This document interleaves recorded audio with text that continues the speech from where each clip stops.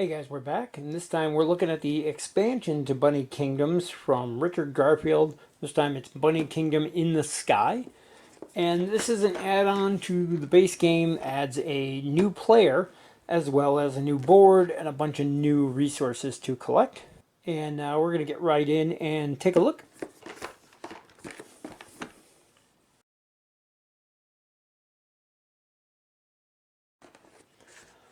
So this is an expansion and does require a copy of the base game. Keep that in mind. We have our rules here with a little description of what is going on. Our components list, kind of an overview of how to set up. Then new card counts, because this adds a bunch of new cards to the game, as well as how the cloud board works and what the various spaces are on it. They did add some new figures. So you get a couple of extra rabbits for each of the colors, 10 extra, as well as the new color. You cannot play the 5th player without adding the extra cards from the expansion, so keep that in mind. They have a new type of city, which are the Carrotadel, which is basically a tier 5 city. I believe those can only go in the Sky Kingdom. Then they have different new farms for different resources. So we have the rainbows, which kind of work like the sky towers in the base game, connecting to territories. Then we have the chimneys, which allow you to basically make your territories in the new world access whatever resources available in the ground space that has the chimney. So coins are a new thing. You get them through various means, basically by creating fief, but not by expanding an existing fief. Anytime you create a new one, though, you get the coins. Coins can be used for various things, including trade over here. And I believe there are things that allow you to score off them, too, in the new cards. There are a bunch of new cards. They get some explanations there for what they do. And then credits on the back. This does not have the cheat sheet on the back that I like, which is kind of what this last thing does. They do have building requirements for some of the restrictions like they did in the previous game. But yeah, it's more of the same.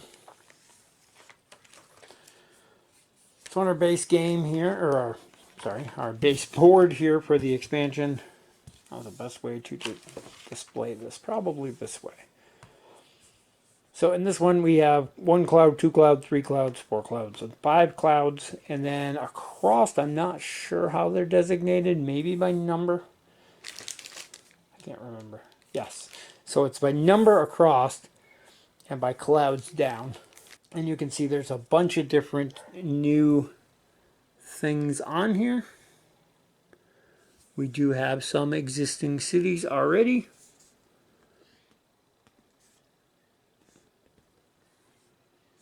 Most of the new stuff, though, is going to be in the new exotic resource cards. So these are going to be our new level 5 city variants, and these have a little special rule to them in the pack that whenever they're added into one of your fiefs, you're going to add up your normal buildings, which they give you some new buildings as well, and you count the number of spires on your buildings. If the number is less than 5, like say we had a 3 in here, then you will always be a 5. If the number is greater than 5, so say we had all of these together and we owned all of this, so in this case we have 3, 4, 5, 6, then you ignore this and you go with the 6. It basically gives you, you always have a minimum of 5. They don't add to the number, though. It's either you have 5 or more here, or you have less than 5, and it makes it a 5. So that's kind of an interesting new thing to keep in mind. But they are an interesting new mechanic to the game. As I mentioned earlier, you got 10 new rabbits of each of the colors. so that you can have some rabbits on the overworld map as well as the ground map. We have a full new player color, and that includes the extra 10 already in it. We have our new tokens for the rainbow bridges, the chimneys, as well as the new special artifact. We have our new coins, and then a whole bunch of new cards to add to our collection.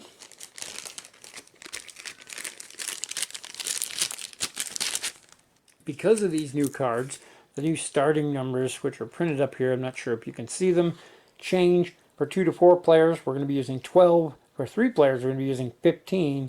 And for 5 players, we're going to be using 10 each. So for our new cards, we've got one of our new resources here. Snowman, I think? Not sure what that is. Peep. But it's on row 3, cloud 3, row 2, which is right here. The icon's on the map. We have cloud 4, row 5, which has a small village on it. We've got tier 1, which would already start there on the map. Some other odds and ends. There's one of our rainbow roads, which allow you to connect 2 things similar to the sky bridges in the old one. Then we have some new scroll cards for in-game scoring.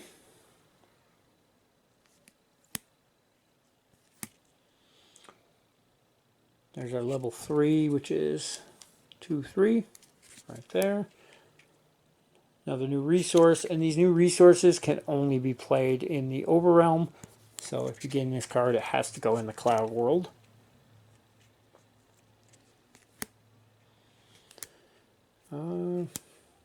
Got a bunch of different resources, some bacon lots. There's one of the chimneys.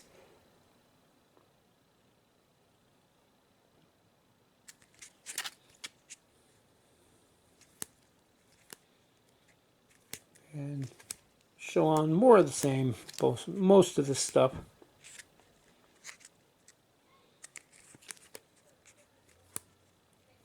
There's our level 5 Carrotadel. So these, as with the other city cards you're going to place in front of you, put that on it, and during the construction phase you can build that in one of your fiefs. I think that's pretty much everything.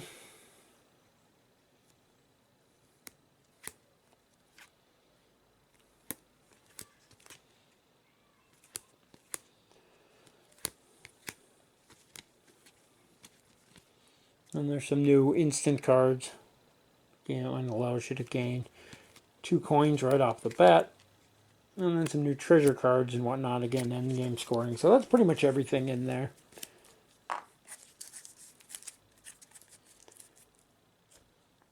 And then the box itself has a somewhat usable insert.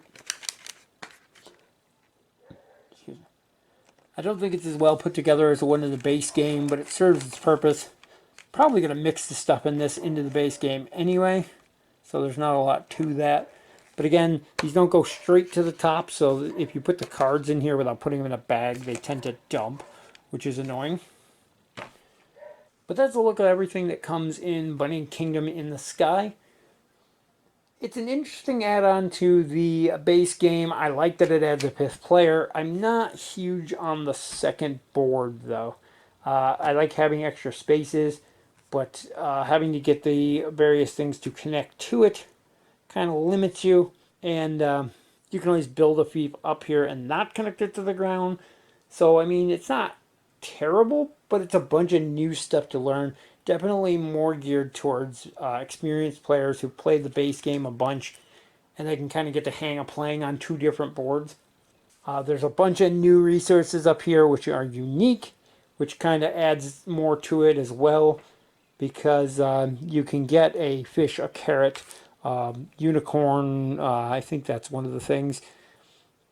Oddly enough, the new resources are on the board to start. Like they're on the cards that you draft. So if you draft, number 2 here with the 3, you get the snowman looking guy. I forgot what he is.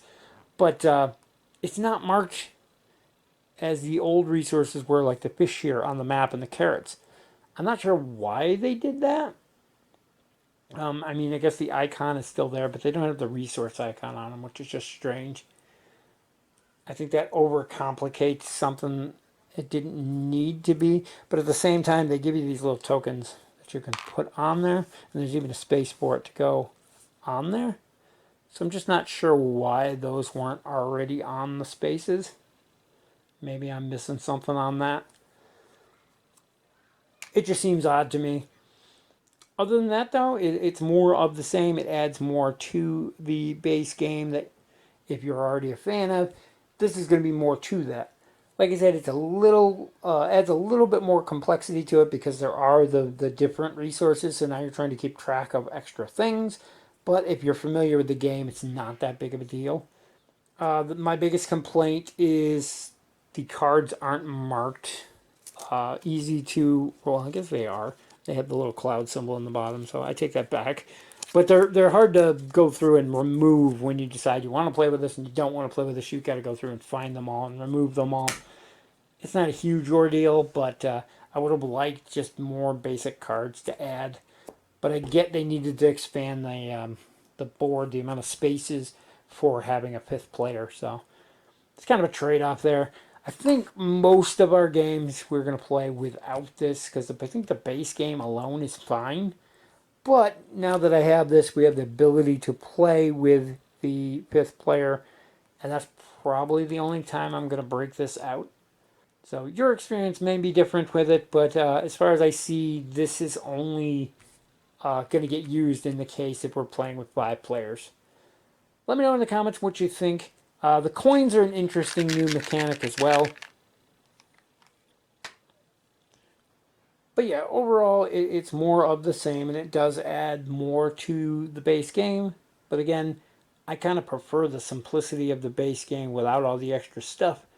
And I just only see us playing this if we have that 5th player. So that's going to wrap it up for our look at Bunny Kingdoms.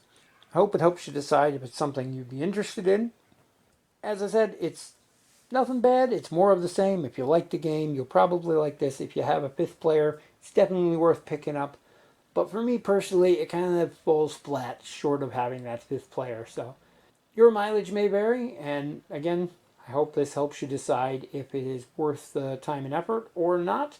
And as always, thank you guys for watching, and we'll see you in the next video.